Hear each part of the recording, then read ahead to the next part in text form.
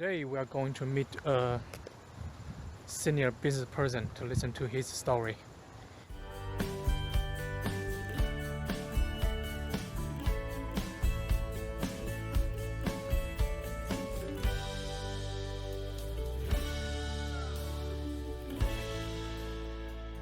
My name is Sidney Halpern, and the reason Lee has chosen me because I have described myself as one of the most successful and probably the happiest person on the face of the earth.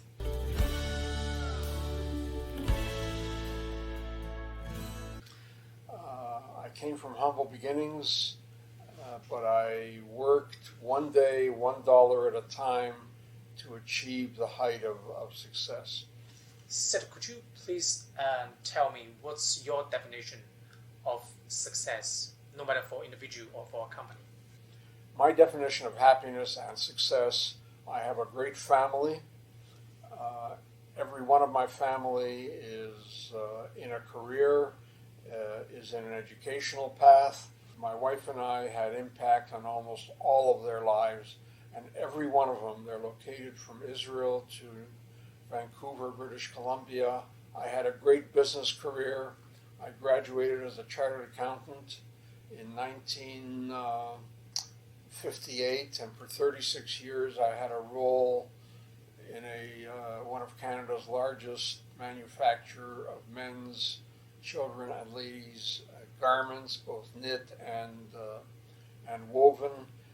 We sold our business about 25 years ago, and since then I've dabbled in many businesses. The major one, I got involved in syndication or venture capital, you could call it.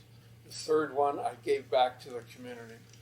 And not money. Money is easy to give. I gave a lot of myself. I've been president of 5 or 6 major community and national organizations. I was president of our local association of apparel manufacturers.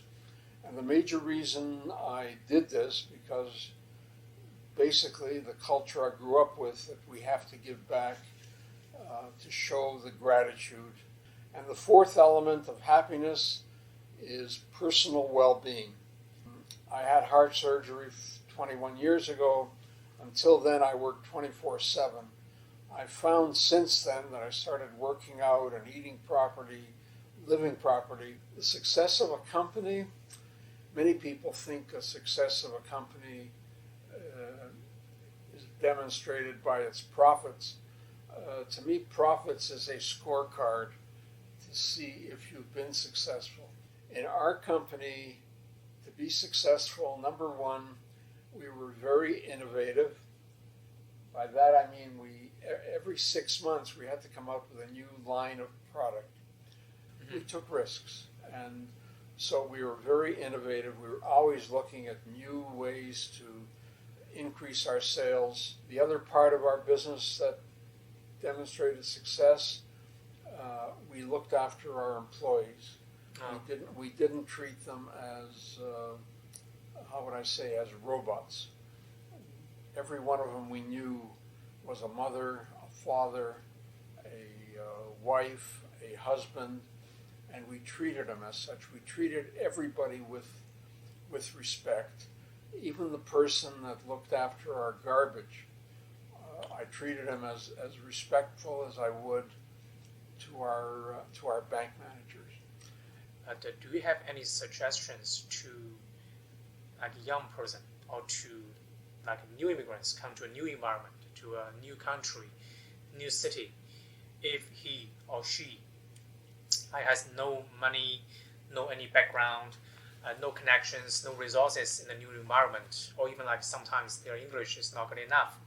So how can this kind of people be successful in their life? Basically, you're describing my life. If somebody is an immigrant and coming off the train or the plane, forget about making money. Look for good people. And what does a great individual mean? Somebody that shared my value of family, integrity, honesty, respect for human beings, respect for everybody. You should also ensure that you bring value to your job or whatever you're doing at. I became creative. I changed a lot of the ways we were doing things. I developed good relationships with my fellow employees, with our bankers, with our unions. The unions loved me. They trusted me. I never got into fights with anybody. I respected everybody.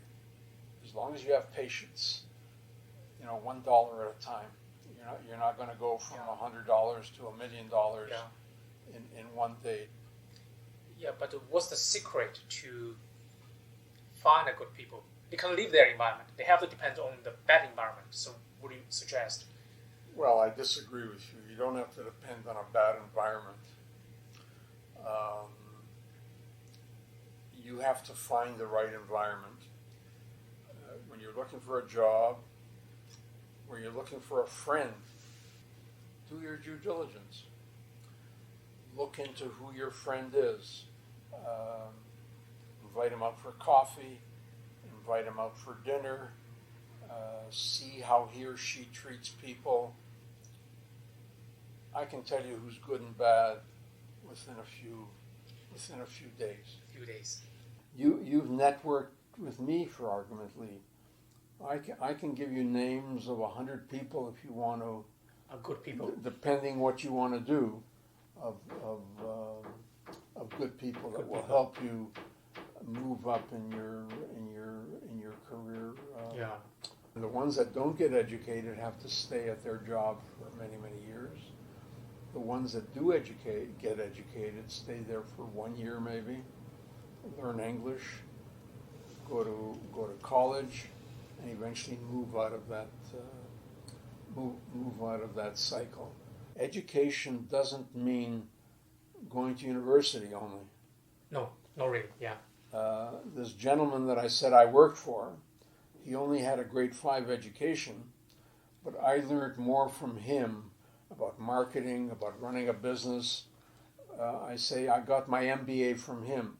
So education could just mean getting involved with Halpern or Xing. One type of smart is called book smart, and the other type of smart is called like social smart. I think social smart is even more important than book smart.